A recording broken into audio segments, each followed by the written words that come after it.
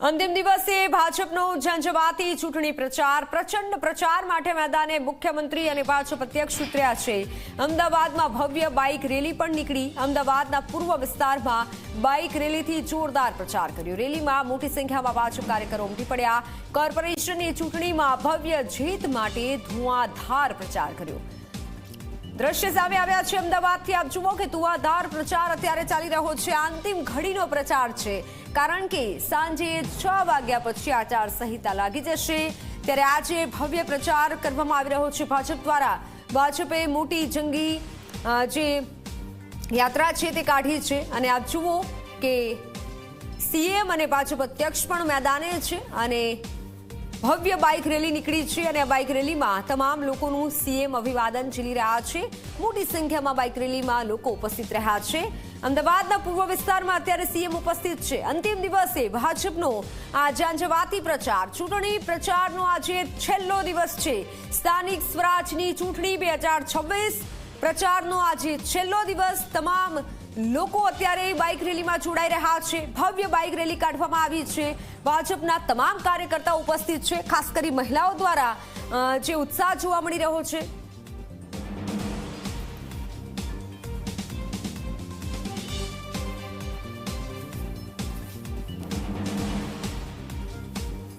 તો આપ જુઓ, અમારા સંવાદદાતા પણ ત્યાં ઉપસ્થિત છે। અમારા સંવાદદાતાએ મુખ્યમંત્રી સાથે અને પ્રદેશ અધ્યક્ષ સાથે ખાસ વાતચીત કરી છે। એક્સક્લુઝિવ વાતચીત આવો સાંભળીએ।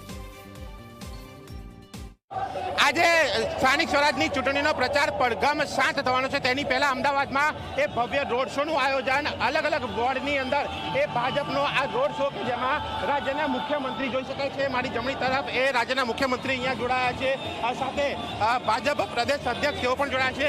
મુખ્યમંત્રી સાથે વાત કરીશું। સાહેબ, આજનો આ ભવ્ય રોડ શો શું કહેશો? કેટલી જીત, કેટલી આશા? સ્થાનિક સ્વરાજ્યની ચૂંટણીમાં ભારતીય જનતા પાર્ટી દર વખતની જેમ જ આ વખતે પણ ગઈ વખત કરતાં વધારે જન સમર્થન સાથે આગળ વધશે।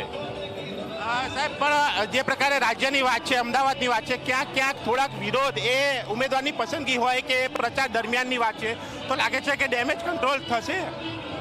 જો આપણે હંમેશા પોઝિટિવ રહી અને કામ કરવું જોઈએ, એ ભારતીય જનતા પાર્ટીનો દરેક કરતા જાણે છે।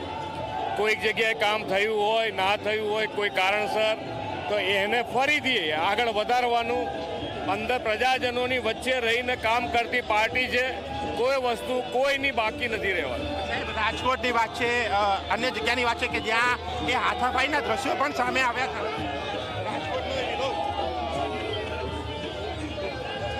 કોઈ પણ વિરોધ ક્ષણિક હોય છે। કામ આટલા બધા કર્યા છે ને જન સમર્થન જે પ્રમાણે આપ જોઈ રહ્યા છો એ પ્રમાણે કોઈ કરતા કોઈ આ ક્ષણિક આવી શકે, પછી આગળ કશું હોતું નથી। બધી મહાનગરપાલિકા અને તાલુકા પંચાયત, જિલ્લા પંચાયત જોઈએ તો આ વખતે કેટલી આશા અપેક્ષાઓ છે?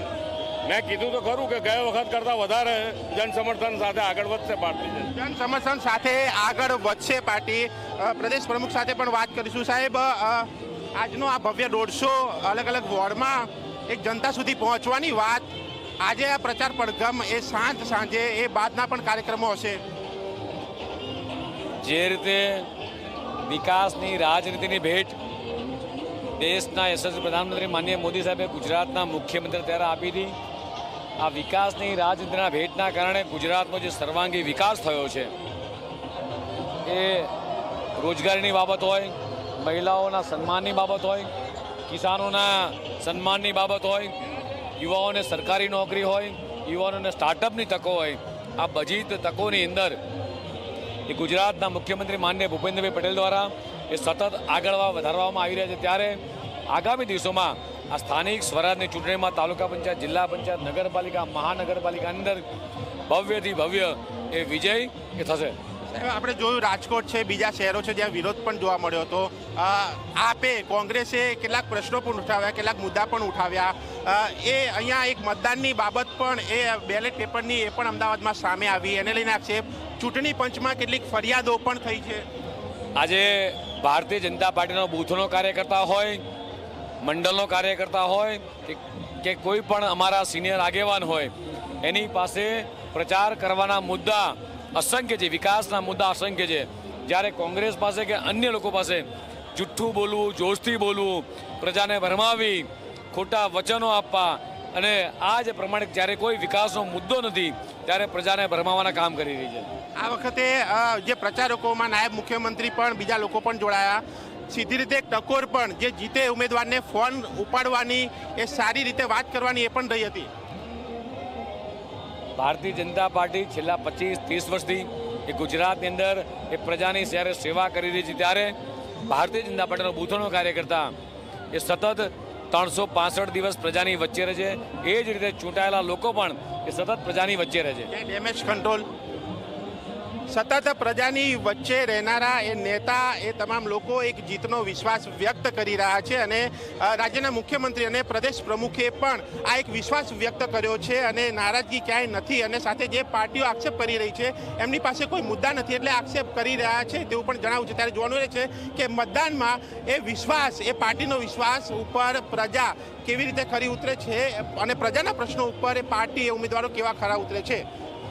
કેમેરામેન તુષાર શાહ સાથે દર્શન રાવલ, ઝી મીડિયા, અમદાવાદ.